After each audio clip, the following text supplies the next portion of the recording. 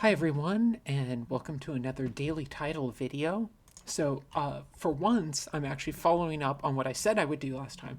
We're going to mess around with sew and stitch, and we're also going to spend a little time talking about Haskell type classes such as Applicative and Monad, and how lifting functions works, and some things like that. And as usual, we'll end with seeing what kinds of weird things we can make with the tools we've explored today. So, to start, what are sew and stitch? Well, they both have this type signature. I'm just going to paste this in here so it's easier to see. And here, let's also just paste in sew for good measure, even though it is in fact the same.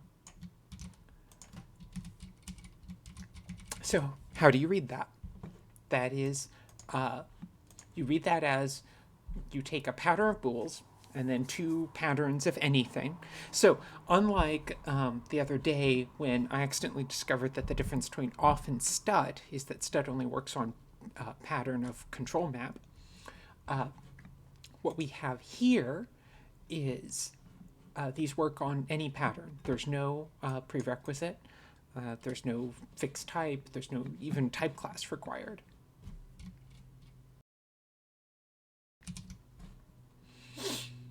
And so this is this kind of a convenient. These could be used in like all sorts of situations, which we're going to try and do at some point. So the idea, and from what I understand, the idea of them is, so stitch is almost like squeeze that we dealt with yesterday, in that it takes a pattern of booleans, and rather than a pattern of integers and then choosing from a list, that's a pattern of booleans, and it chooses between these two things. So let's just confirm what I think is my own intuition here, and just make sure I understand what stitch actually does. So,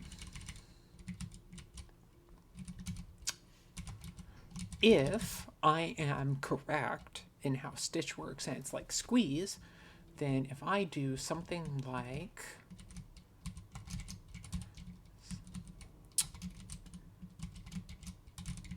what we should get is a thing that will alternate between bass drum clap, for a total of eight beats in a cycle. So let's see if I'm right.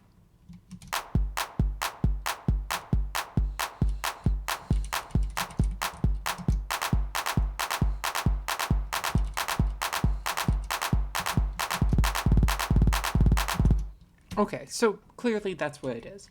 Stitch is working kind of like a two-element squeeze. That sentence has weird energy, but we're just going to roll with it. Now, sew, on the other hand, I feel like is slightly harder to picture. And so let's see if we can get some intuition for it. So the docs describe it as saying that it gets the structure from the patterns, these patterns, and not the pattern of booleans. So how I interpret that is that sew is kind of like, so when so if you were to do something like this, right, where you have, you do the hash operator to modify this thing with, with a node of 0 or 1. In this case, we're selecting the 0th or the first sample, right? And how does this work? Well, you kind of overlap the two pattern structures together, and you don't generate new structure out of that. You just kind of modify. So this will never add extra beats, but what it could add is, it'll take the first half and then make it 0, and the back half and make it 1. So let's just hear that for a second.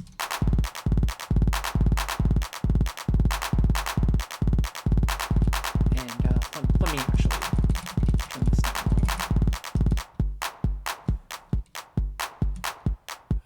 These are not let's choose something that has a little more of a dramatic.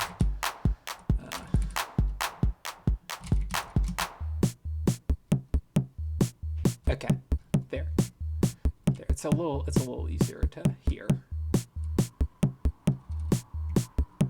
And then here, if I do something like that.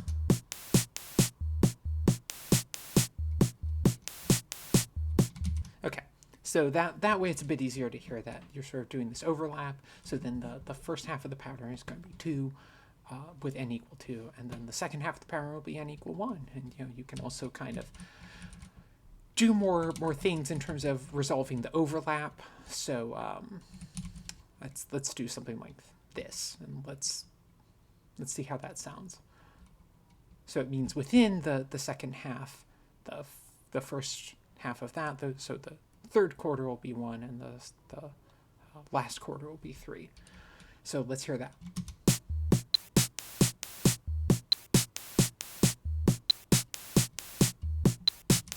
Yeah, so that's what we hear.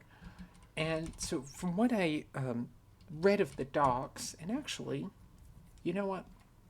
Pardon me a moment, because let's have a little dig through the Tidal code base, and I'm going to go grab the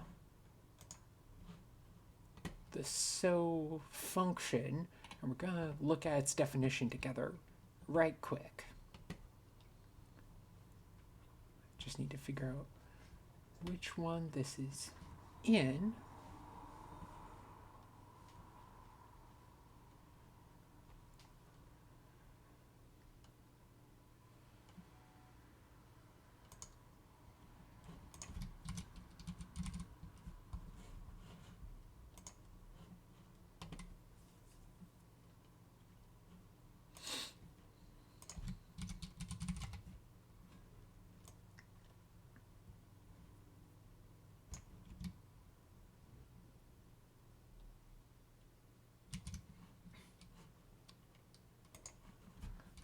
Okay, so we're going to look at these. So I'm calling it a little bit an audible here. So like maybe this won't be as instructive as I want, but I think it might be kind of neat. And kind of look at Stitch here is.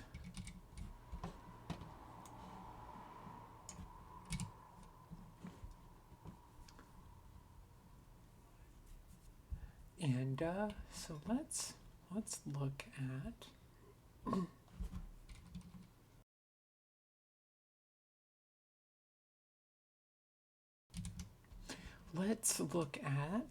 so Stitch. Oh, doesn't actually use the functions I would have expected, but. So that's interesting.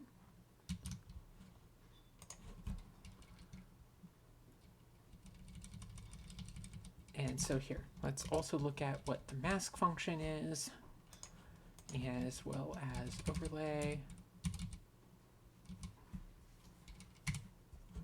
And see if I can find the definition of overlay.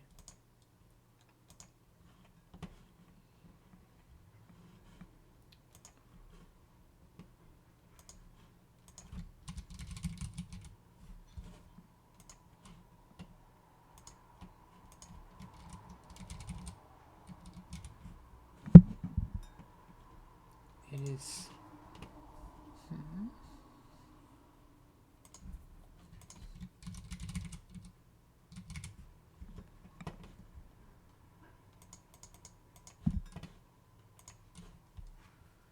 Well, shoot. I'm actually having trouble finding where overlay is.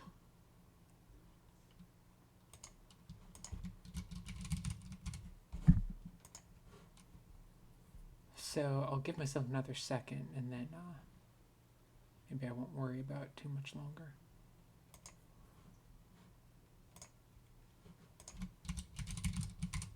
Ah, okay. It is in the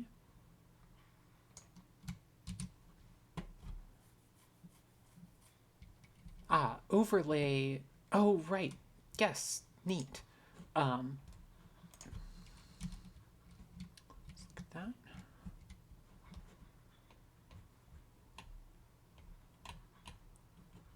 So what this is saying is, okay, this is actually really cute. This is kind of a little bit of a cute programming example. Okay, so so overlay is just, it's what stack is. Like, we don't even need to look at the code here. Um, really all it's saying is, if you haven't, it's taking two arguments. I think those are strictness annotations. So it's saying that, like, like, make sure to actually evaluate. And so, as opposed to Haskell normally does everything lazy, so I believe when you put the bang in front, it's a strictness annotation. I almost never use those, so I could be remembering wrong. But so basically, like stack, which you might be familiar with, is just a fold over a list with overlay. In fact, here, let me just grab the code base, and you can see that.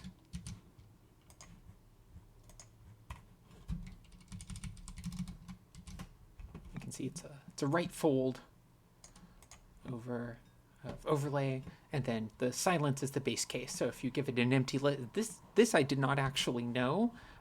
Maybe y'all did, but if you give a stack an empty list, it'll just be silence, which makes sense. That seems like the right thing to do there.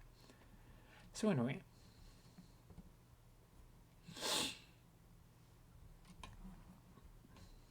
what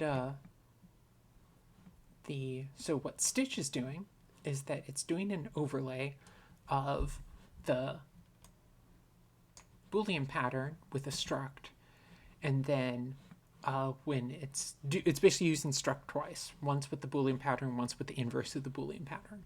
Okay, so that's a cute way of selecting, like there. And then what we should be able to do, so is going to be, it's an overlay of masking the A and B with PB, and what the masking seems to be doing is, I think, let's see if I can.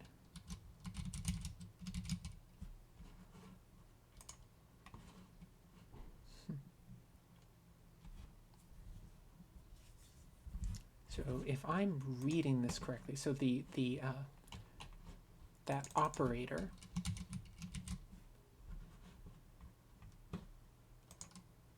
is right. So what that is it's the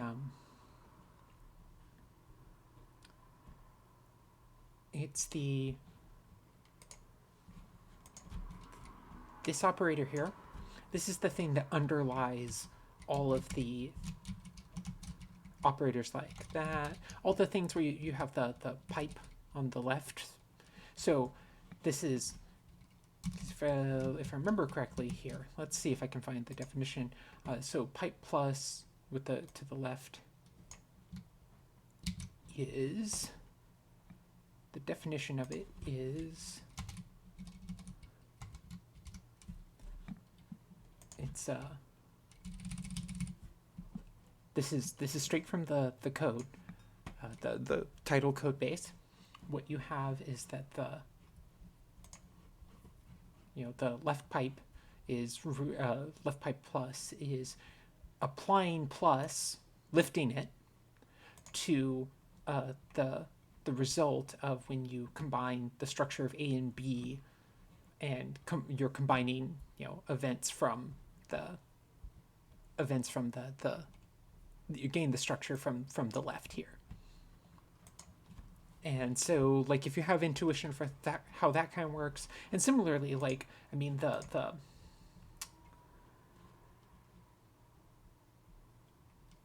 basic, some of these basic operators, like are really just, some of these basic operators are just, it's saying,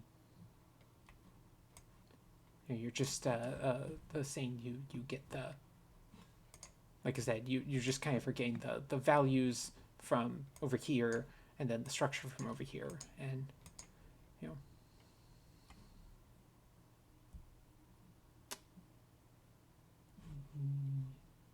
which means, if I remember correctly, yep, okay.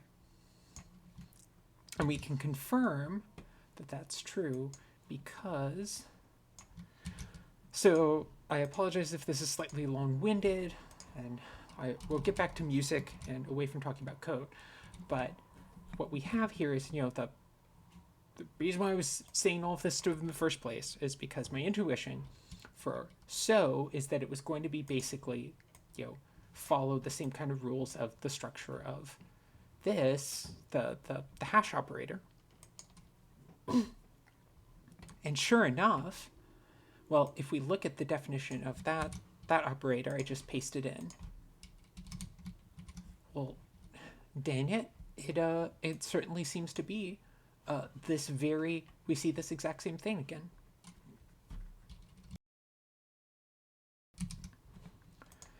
And so that's pretty cool. We've kind of chased through the code here of the actual Haskell code base, and we have found that, yes, indeed, using the masks here means that it will be taking the structure. So yeah. Now note though, you might look at this and be like, okay, but isn't it saying the mask and then the Boolean pattern and then, yeah, okay. But if you look in the definition of mask, it's the second argument P, which will be the A or B here. It's that second argument P, and that is going to be the thing that provides the structure with the, less than star operator. Okay. So that's a long-winded thing, but we chased through the actual Tidal code base, and we kind of talked out why we should expect the behavior we're going to get. So yes, we can assume that so is going to kind of behave like it's going to stitch things together. That's a bad choice of words because there's already a function named stitch. It's going to combine things together, kind of like the way that a pattern like this combines things together. So if instead what we say is, let's say times 8 of so here we'd need to do something like, let's say glitch 8, let's say sneer 8. Okay, so now let's see what this sounds like.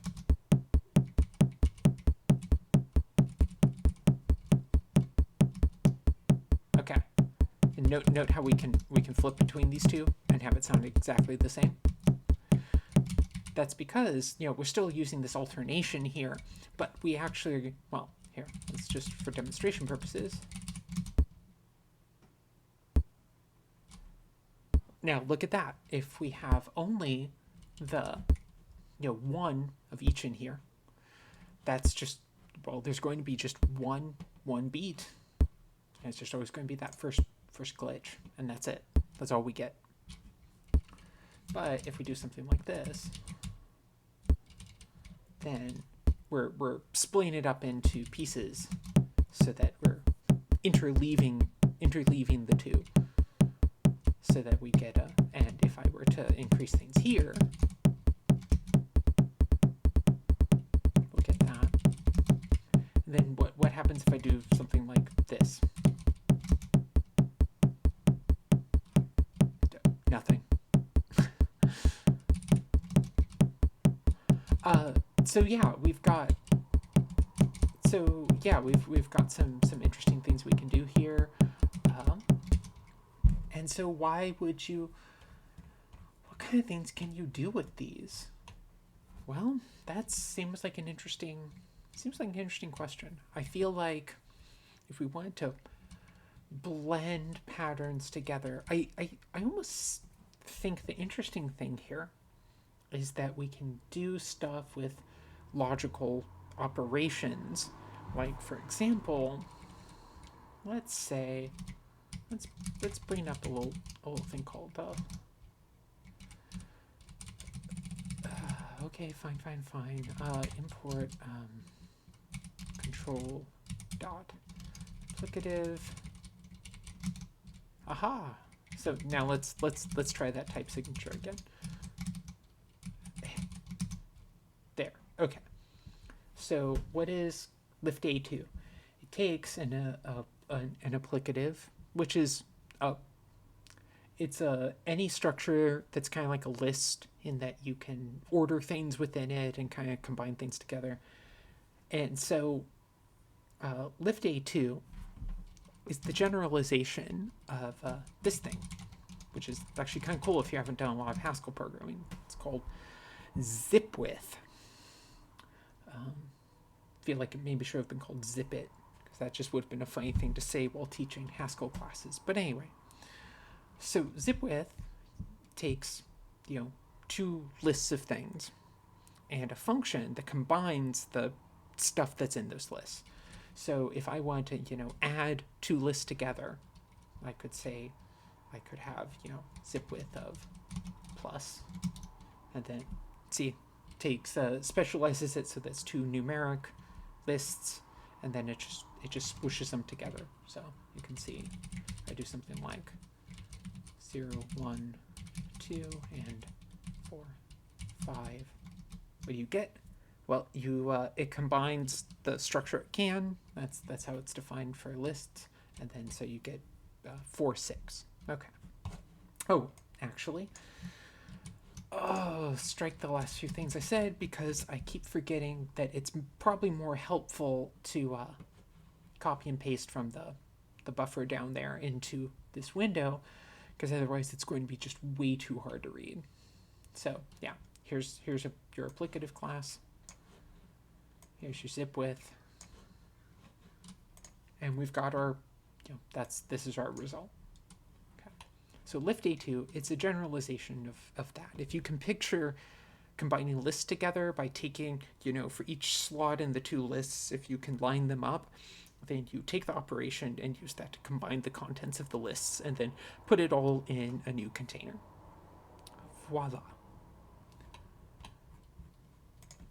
From here, let's talk about, so lift A2. Where are we going with this? Well, what I wonder is, I think it'd be pretty fun with either Stitch or So. We'll see which one is more fun. But if we use lift A2 of say like the logical and an or, right? Then I think we're actually going to get some pretty fun things. We can see. We'll see if it works the way we want. But it might be kind of fun because the way the applicative lifting for applicatives works is that, unlike with lists, you're going to get sort of combining structure. So we can create sort of like sub rhythms and stuff the same way, if you just add two patterns together, you get the pattern interference we were talking about last time. In theory, I think we can get some fun pattern interference this way too. So let's try and see if that works.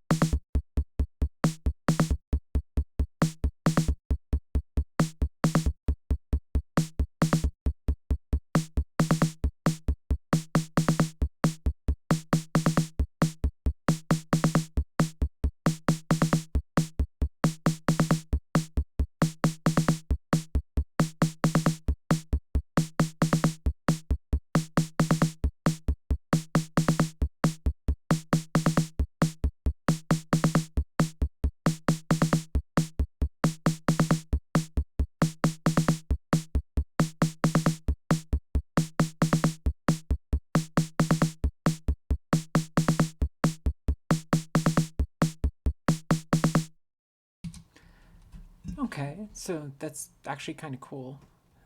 That's I think it gives you some kind of fun ways to combine structure. We tried and, or, and XOR. I'm going to try something else that actually involves. I'm going to use this. And again, I have to remember to put the type signatures up here. Also, I apologize if I occasionally get twanging. That's where the pandemic is bringing my sort of innate Southern accent out. So, like, sometimes I'll just be talking the way I've talked for most of my adult life, and then it'll just a moment I'll just be like, "Whale," and I get very very twangy. But it's apparently a side effect of the COVID vaccine. I'm not even Texan. This is just it's just the COVID vaccine. It just does this to people. Look out. And so anyway, bad jokes aside, the we have this operator. It's the unfortunately this looks a lot like a bunch of other operators, but the idea here is that you're taking, so if we think of this in terms of patterns, pattern of functions, and apply it to a pattern and then get a new pattern. Now, what I'm about to do, and trust me, I might mess this up a couple times as and typo a little as I'm trying to do this right, is that I want to make a pattern out of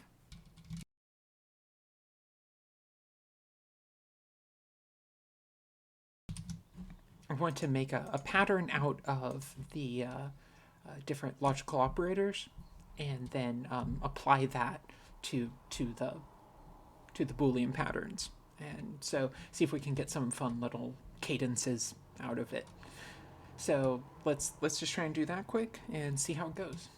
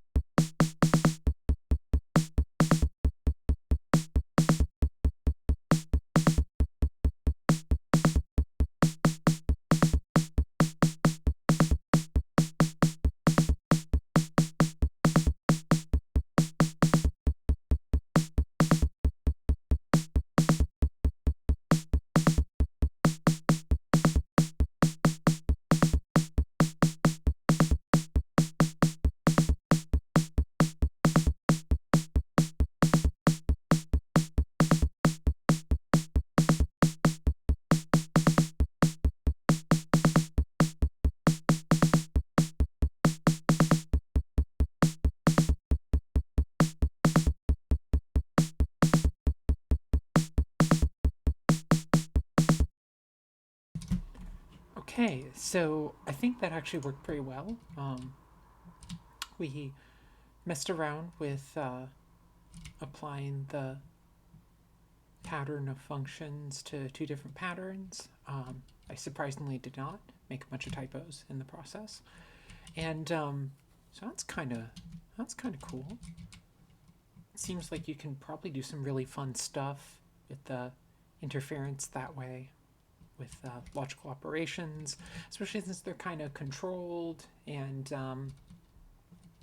there's a lot of room for messing around, since you can invert Boolean patterns, you can do logical operations on them, you can combine them in interesting ways, you can even generate them by taking two patterns of notes, and for example, like if they're if they add to an odd number, return false. If they return, add up to an even number, return true. Like, you could probably just do all sorts of like interesting things with like feeding back in, structures you've already defined into that over and over again, and to get fun stuff.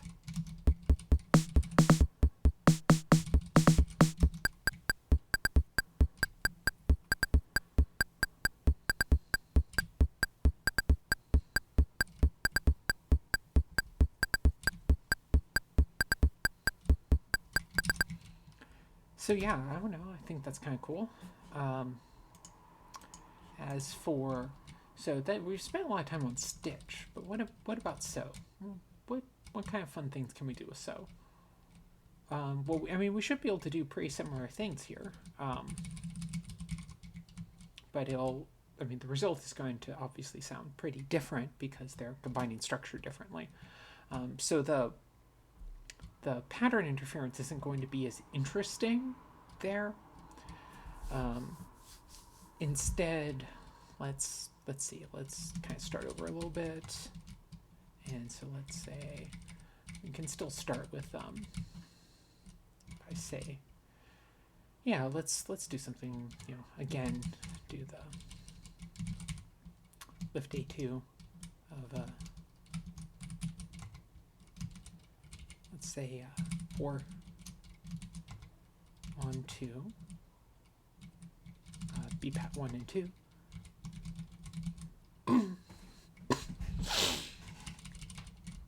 And then we should also be able to do interesting things here, but let's start with something simple first. So let's say this is 3/4 bass drum, and let's say this is something else really contrasty, like, I don't know, just a straight 2 of the RP sample.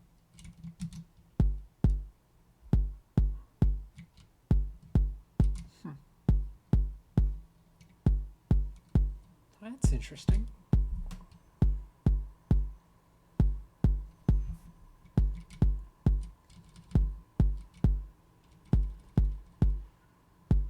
Let's think about that for a second.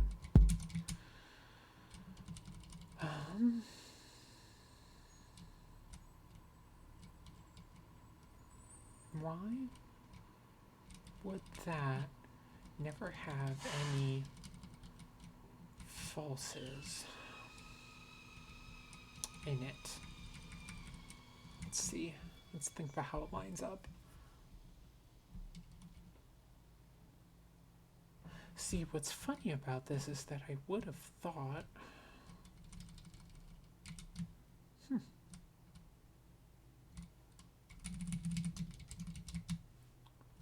So, just do an even simpler structure here.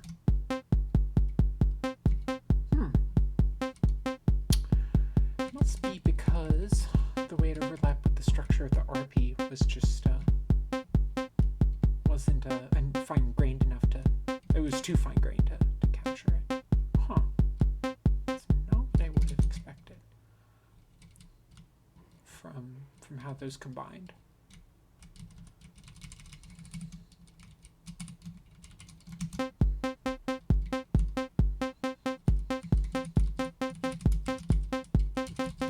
Let's go back to where we were.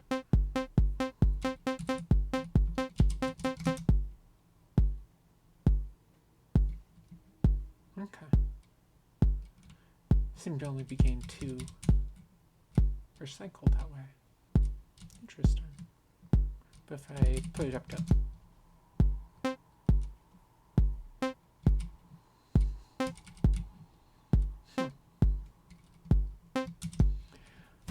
So maybe I'm still having trouble gaining intuition for so in particular, because I find it's not quite overlapping things the way I expected. Maybe this is just a function of me needing better intuition for how patterns combine.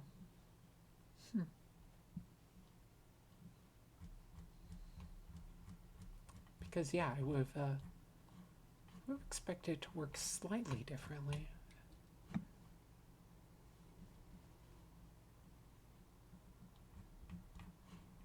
Well, there's at least we've at least played around with this stuff a little bit. Like for example here, let's just listen to the 2 patterns with those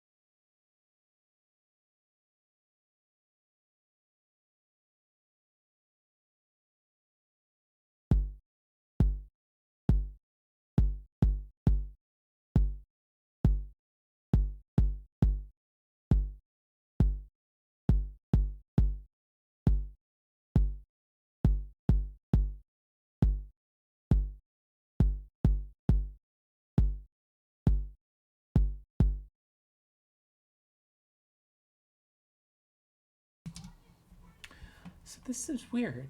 I don't know if you can hear that, but it's doing the bass drum on the pattern of BPAT 1, but it's not.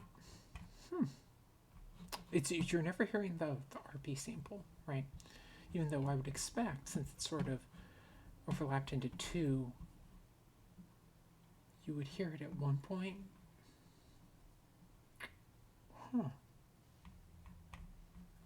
Well, shoot.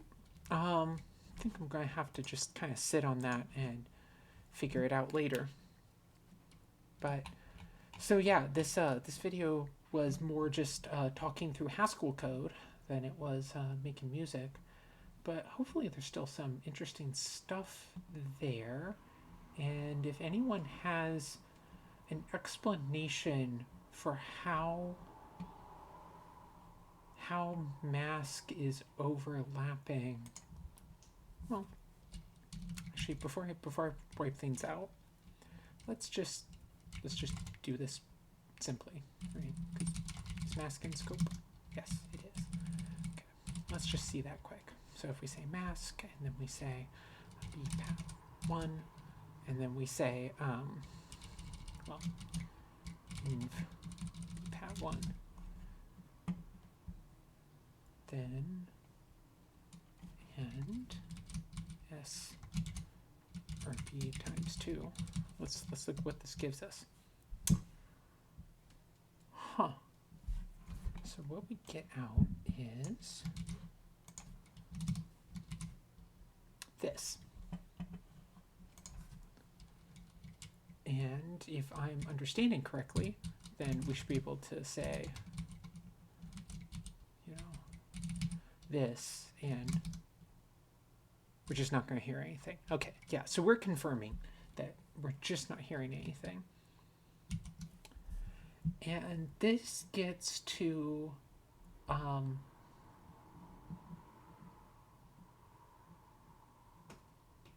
think this gets to where I have trouble. Alex once patiently explained to me how to read these better, and but then that was a couple of months ago. So how about we leave this here, and then maybe next time we pick up with talking about how to properly read the kind of parts and wholes syntax here, because there's something I'm missing, and it'd be cool to figure it out. And what I was trying to say before I interrupted myself is, if you have any ideas, if you have any better explanations, because I find it a little counterintuitive here, please leave comments or message me on the TidalCycles Discord. As always, as in most places, I am left adjoint on Twitter at Clarissa Adjoint, and we'll probably pick this back up in the next couple of days. But maybe just to take a break from code, we'll just do music with some of the tools we've talked about in the past couple of days tomorrow. And